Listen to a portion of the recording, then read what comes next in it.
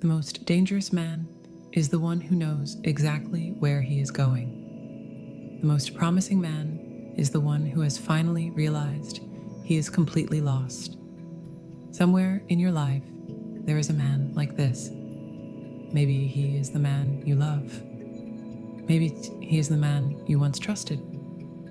Maybe secretly, he is the man you hoped he would become. On paper, he might have everything. A career that looks stable enough. A life that appears fine from the outside. Yet when you look more closely, you feel it. An absence inside his presence. Conversations drift, promises blur, plans dissolve as quickly as they are made. You sense that he is not fully here, not with you, not with himself. And in the quiet spaces of your day, a question hums underneath everything. Is he ever going to arrive, or am I standing at a station where no train is coming? This is not a small confusion. It is a gravity shift. You feel pulled into his uncertainty. Your nervous system scans every message, every silence, as if it were a weather report for your future. Part of you wants to shake him, to say, choose a direction, any direction. Just move. Another part of you knows that forcing him would only push him deeper into the maze. You have held space. You have analyzed his patterns. You have read the spiritual language, the psychological frameworks. Still, one thing refuses to make sense. If he is meant for truth, why does he feel so lost? Why does the man who is capable of the deepest presence often pass through a season of total absence first? This is the paradox we are entering together. The paradox of presence. Why the masculine must be lost to be found. Stay with me, Shriz. We are going into the liminal space. The doorway between who he was and who he has not yet become.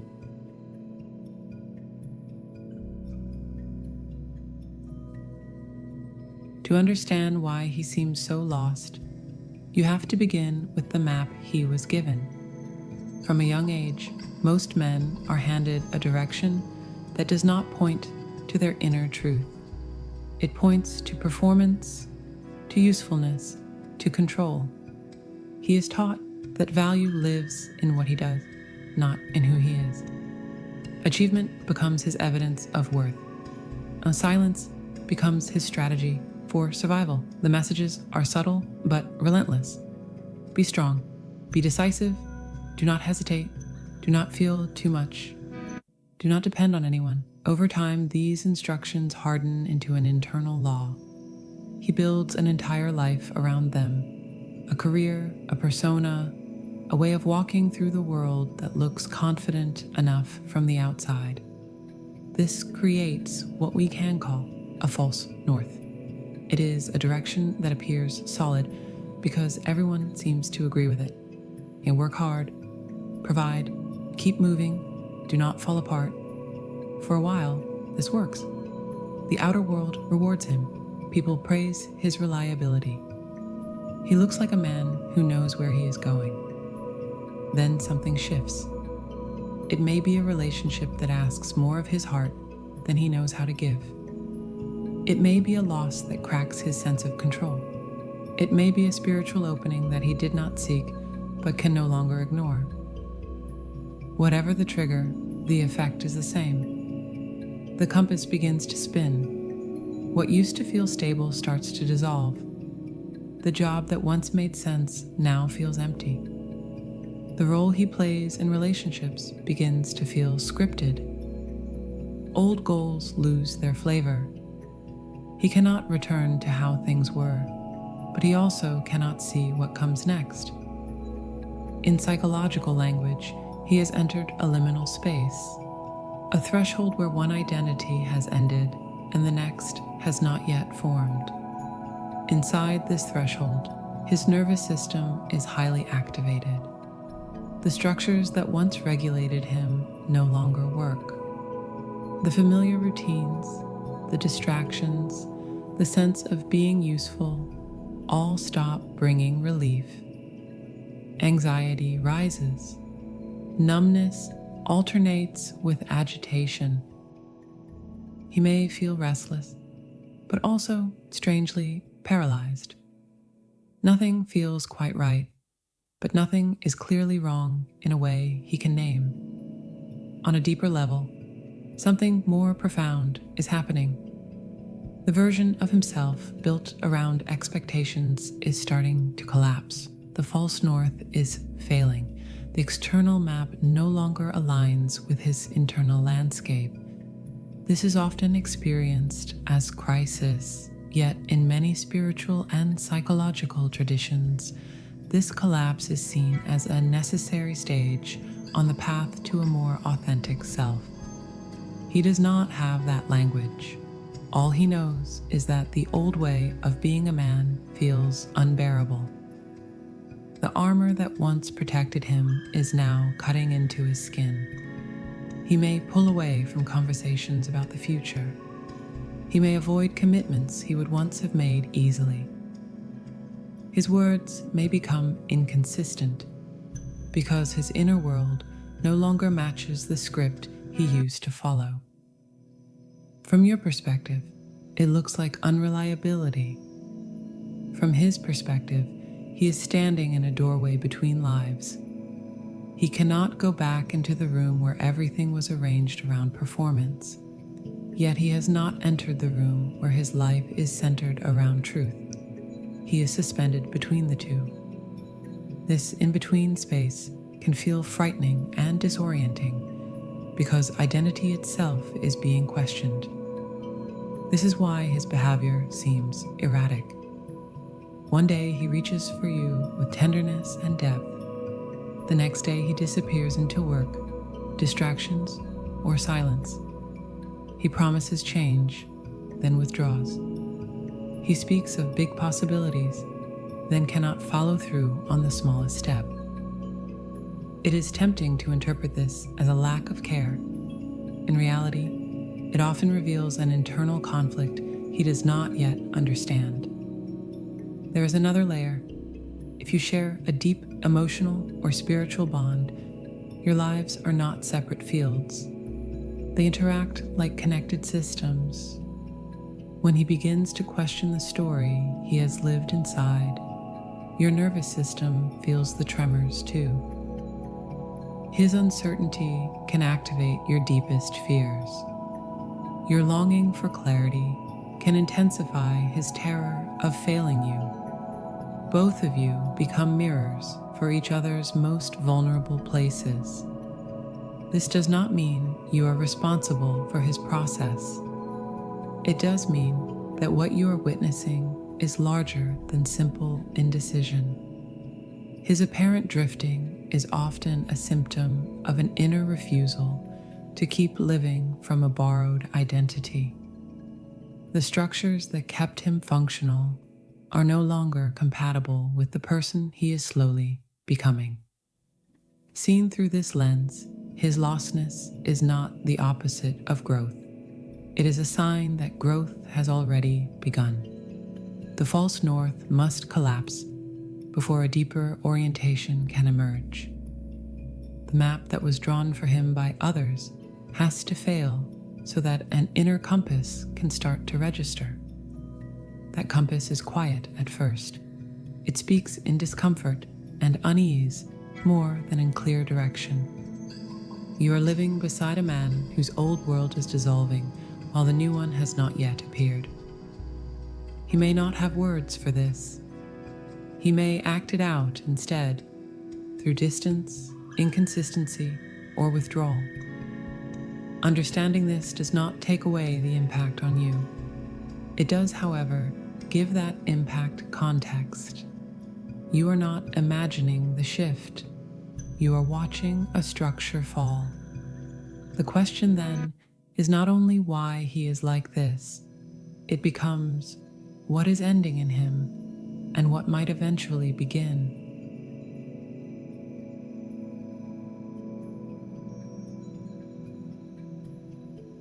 There is a stage in a man's life when everything familiar begins to fall apart, yet nothing new has fully arrived. From the outside, it can look like drifting. From the inside, it feels like standing in the middle of a landscape with no paths. This is the wilderness phase. It is not a mistake, it is a threshold. In depth psychology, this in-between space is called liminality, the zone between an old identity that has died and a new one that is not yet formed. Jungians often describe individuation, the journey toward a more whole self, as unfolding inside this liminal territory. The old persona breaks down. The social mask no longer fits. He is no longer who he was, and not yet who he is becoming. On a spiritual level, many traditions speak of the dark night of the soul, a period where meaning drops out of life, practices stop working, and the inner world fills with questions and doubt. It is not simply depression, although it can feel heavy. It is a stripping away of false certainty, a dismantling of the structures that once made him feel safe, but also kept him asleep. In this wilderness, chaos is not random. It is organized from a deeper layer of the psyche, the unconscious, which is trying to reorganize his life from the inside out. Jung suggested that true transformation often begins in disorientation, not comfort. The familiar patterns crack so that hidden material can rise to the surface. Old beliefs lose their authority. Old strategies stop working. Emotionally, this can look like confusion, numbness, anger, or sudden waves of grief. The nervous system is under strain because its usual ways of finding stability are gone. Work may no longer regulate him. Recognition may no longer soothe him. Relationships may no longer distract him from himself. The result is a sense of inner free fall. It is here that a crucial shift becomes possible. At first, he believes something has gone terribly wrong. Over time, if he allows himself to stay with the experience, he can begin to see that something essential is actually going right. The life built around performance is failing.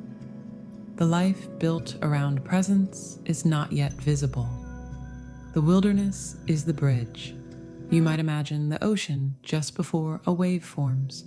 Far from the shore, currents collide. Wind, tide, and gravity interact in ways that look like formless turbulence.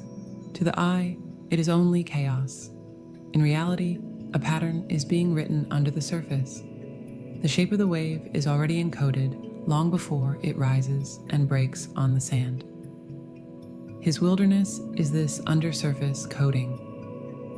Psychologically, Jung called this process individuation. The ego, the conscious identity, is forced to encounter its limits. The shadow, the disowned parts of himself, begins to push up through dreams, triggers, and emotional storms. What has been left out of his idea of being a man asks to be included. Sensitivity, vulnerability, inner knowing, spiritual intuition. All of it begins to knock at the door. If he resists this phase, he often clings harder to old roles. He may double down on work, distractions, or surface certainty. He may insist that nothing is wrong, even as his body and emotions tell a different story. The wilderness then becomes chronic, a loop of repeating chaos with no integration, suffering without meaning. If he surrenders to this phase, something different happens.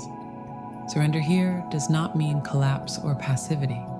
It means admitting with honesty, I do not know who I am if I am not who I was. It means allowing questions he once avoided. It means listening to the discomfort instead of numbing it. In that listening, a quieter guidance can begin to appear. This guidance is not a 5-year plan. It is more like a faint inner direction, a pull toward what feels real, even if it is inconvenient, a distaste for what is false, even if it is rewarded. He may feel drawn to solitude, to therapy, to spiritual practice, to creativity, to conversations that feel raw and unedited. All of these are ways the wilderness teaches him a new language. From the outside, you will still see inconsistency. He is learning to walk with a different center of gravity. His choices may look slower, less certain, less impressive.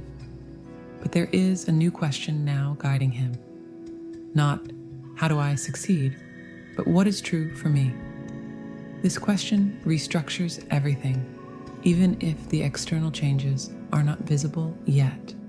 The paradigm shift is this: his lostness is not the opposite of finding himself. It is the doorway through which he must pass in order to be found. The collapse of his old direction creates the empty space in which a more authentic presence can grow. Without this collapse, he would remain efficient, functional, and distant from his own depth. So when you look at him in this phase, you are not just seeing confusion. You are watching a soul reorient itself, a nervous system unlearn the habit of living on autopilot, a man step, often unwillingly, into the wild territory between his old life and the life that actually belongs to him. The wilderness is not a detour, it is the way.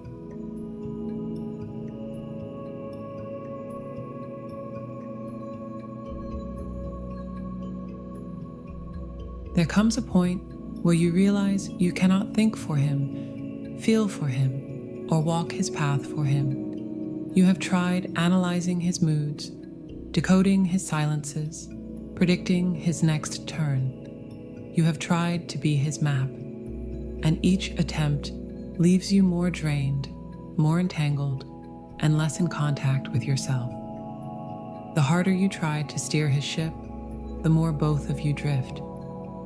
This is where a different kind of role becomes possible. Not his captain, his lighthouse. A captain climbs onto the deck, grabs the wheel, and fights the storm. A lighthouse stands on its own ground and offers orientation. It does not chase any ship. It does not decide which vessel deserves saving. It shines steadily, and each ship chooses what to do with that light. To understand why this matters, we need to look at your nervous system as well as his. Human beings regulate each other moment by moment. Your breathing, your voice, your facial expression, your level of tension all send signals to his body, just as his send signals to yours. When he is in a wilderness phase, his system is unstable. If you make your own stability dependent on his clarity, both of you end up dysregulated, two storms feeding each other. The first internal shift is to stop taking over responsibility for his inner world. Supporting someone is not the same as managing them. When you step into the role of problem solver, rescuer, constant explainer, you start living in his nervous system instead of your own. You scan his weather, then adjust your behavior to calm him, even at the cost of your own peace. Over time, this creates quiet resentment and burnout. Instead, begin to witness his process as exactly that, his process. You can acknowledge his confusion without absorbing it. You can see his pain without turning it into your personal project. This might sound like, I see you are struggling, I care deeply, I also know I cannot do this part for you. That sentence holds compassion and truth at the same time. It signals that you are present, but not available as a replacement nervous system. The second shift is to move from waiting at the shoreline of his life to living your own ocean. Many people respond to a partner's wilderness by freezing. They pause their dreams. They delay their plans. They hold their breath, hoping that their stillness will make it easier for him to return. But a life put on hold does not create safety. It creates pressure. It silently communicates, "My future depends on what you decide." Healthy support looks different. It honors co-regulation, the way two people can help each other find calm. But it does not collapse into codependency, where one person abandons themselves to keep the other from falling apart. Practically, this means checking in with your own body first, not "How is he today?" but "How am I today?" It means taking actions that nourish your stability even when his life feels chaotic. Time in nature, therapy, practices that ground you, friendships that remind you who you are outside this connection. The third shift is to set clear standards and boundaries, not as punishment, but as structure. Standards are what you know you need in order to feel emotionally safe. Boundaries are how you act when those standards are not met. Without them, every interaction becomes a negotiation with your own limits. With them, your heart has a frame. You no longer have to decide from scratch every time he reaches out, pulls away, or sends mixed signals. Being a lighthouse partner means your clarity becomes consistent. You are legible. He knows not what you will feel on any given day, but what you will stand for over time. You can say, "I am available for connection when there is honesty and respect. I am not available for cycles of disappearing and reappearing without accountability." Then you let your actions match your words. If he crosses the line you have drawn, you do not argue. You adjust your distance. This is not coldness. It is care directed in both directions. It protects your nervous system from chronic stress.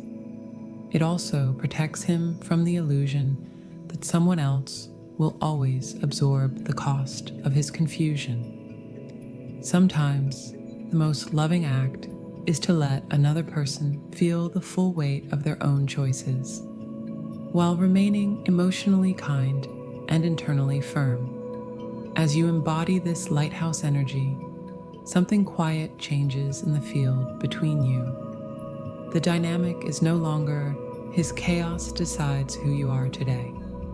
The dynamic becomes your steadiness invites him to decide who he wants to be. You are no longer signaling, "If you change, I will finally relax." You are signaling, "I am in my life, I am in my body, I am in my values. You are welcome to meet me here if and when you are ready."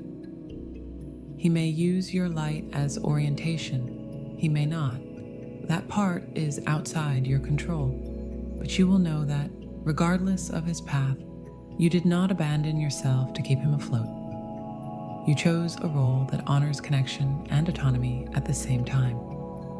You chose to be visible, not invasive. Present, not possessive.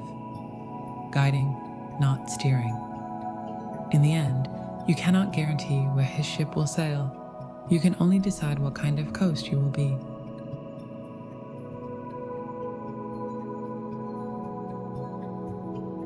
The man who terrifies you most is the one who never questions his path. His certainty may look attractive, but if it is built on denial, it will collapse the first time life asks him to feel. The man who secretly gives you hope is the one who is willing to admit, "I am lost." Not because lostness is romantic, but because it is honest. because it means the old map has finally failed, because it means his soul is no longer willing to outsource truth to anyone else. You cannot accelerate his arrival.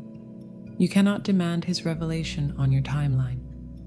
You cannot find him until he finds himself. The deeper question is this: while he wanders through his wilderness, can you remain faithful to your own path? Can you allow the fog to be fog and still choose your own direction?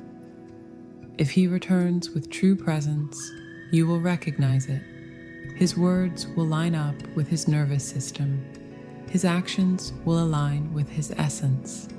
His love will stop feeling like weather and start feeling like gravity. And if he does not, you will not have wasted your waiting, because you will not have been waiting. You will have been becoming. The paradox of presence is this: the more you stand in your own truth, the more clearly you see who is capable of standing beside you in theirs. Until then, let him be lost where he needs to be lost. Let yourself be found where you already are. If this reflection met you where you are, allow it to travel. Share it with the part of you and the people in your life who are ready for clarity instead of fantasy. And if you wish to keep exploring these depths together, you are welcome to stay, to listen, and to return.